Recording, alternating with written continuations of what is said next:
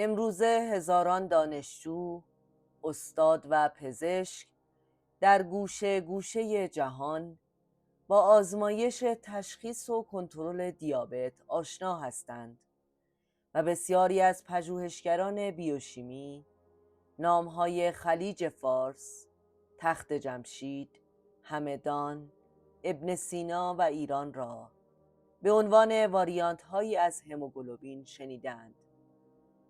آنها شاید علاقه‌ای به دانستن داستان پشت این نام‌ها نداشته باشند، اما ما ایرانیان باید بدانیم. شمایل رهبر در سال 1308 در خانواده یهودی در شهر همدان به دنیا آمد. تحصیلات ابتدایی و متوسطه را در مدارس اتحاد و پهلوی همدان گذراند و برای ادامه تحصیل راهی تهران شد. او از همان سالهای جوانی علاقه‌ای عمیق به پزشکی و علوم زیستی داشت و همین علاقه او را به دانشکده پزشکی دانشگاه تهران رساند. شمایل دوره عمومی پزشکی خود را در سال 1332 در دانشگاه تهران به پایان رساند و سپس در شهرهای آبادان و تهران مشغول فعالیت پزشکی شد. اما روحیه کنجکاو و پژوهشگر او به پزشکی بالینی محدود نماند. پس از 7 سال بار دیگر به دانشگاه بازگشت.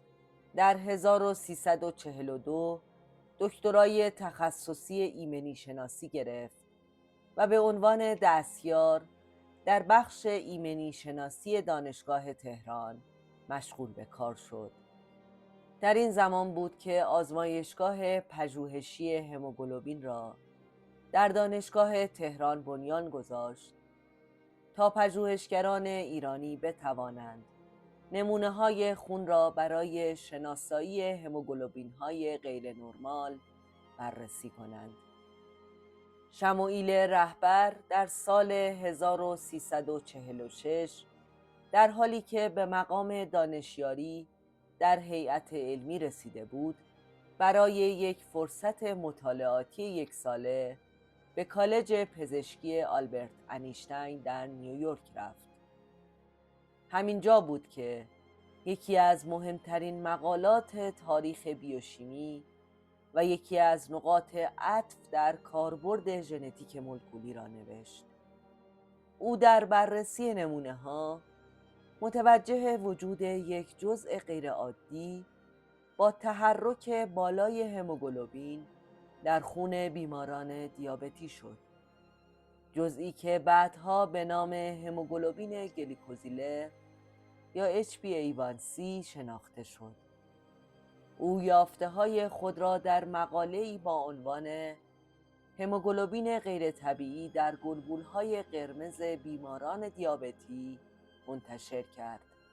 کشفی که امروز به صورت یک آزمایش ساده خون پایه تشخیص و کنترل یکی از شایع‌ترین بیماری‌های بشر شده است. امروزه HbA1c مهمترین شاخص برای تشخیص دیابت، بررسی کنترل طولانی مدت قند خون و پیشبینی عوارض دیابت به شمار می رود. آزمایشی که زندگی میلیون‌ها بیمار دیابتی را متحول کرده است. این کشف جایگاه علمی شمایل رهبر را در سطح ملی و بین المللی تثبیت کرد.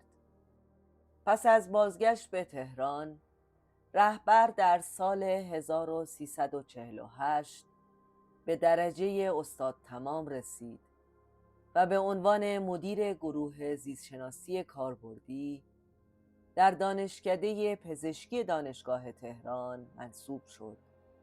در سالهای بعد با گسترش آزمایشگاه پژوهشی در دانشگاه تهران، این آزمایشگاه زیر نظر پروفسور رهبر با مراکز معتبر علمی جهان همکاری داشت.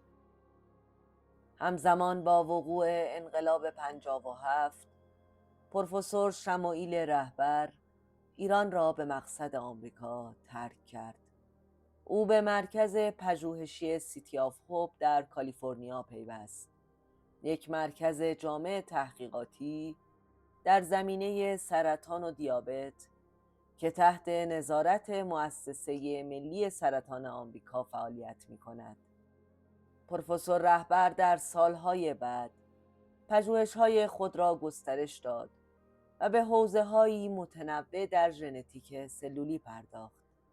او همچنین موفق به ثبت چندین اختراع علمی در آمریکا شد، از جمله نسل جدید مهارکننده‌های آسیب سلولی، نشانگرهای وضعیت حاد دیابتی و مهارکننده التهاب‌های سلولی.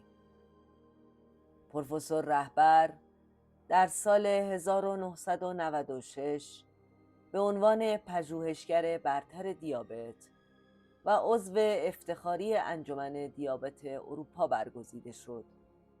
او همچنین جایزه دستاوردهای علمی جاودانه را از سوی انجمن دیابت آمریکا دریافت کرده است.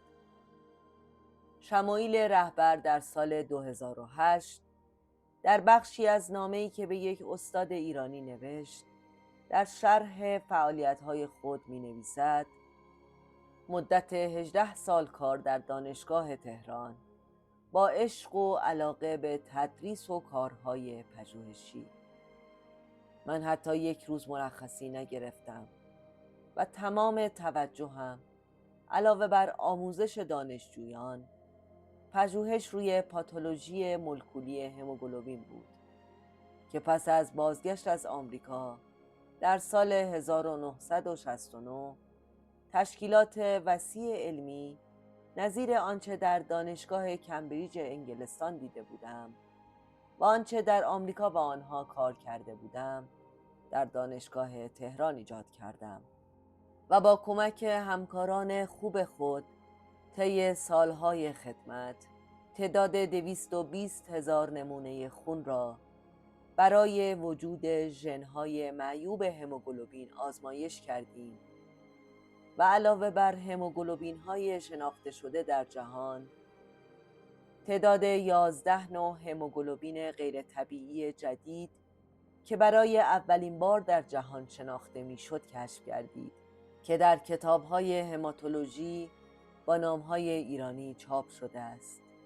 اما مهمترین کار زندگی من کشف هموگلوبین A1C در دیابت می باشد که در سال 1968 در مجله کلینیکا شیمیکا اکتا چاپ شده که امروز مهمترین شاخص کنترل بیماری دیابت و ریسک فاکتور عوارض قلبی و عروقی این بیماری است که خوشبختانه برای دانشگاه تهران و ایران و خود من باعث افتخار شده است.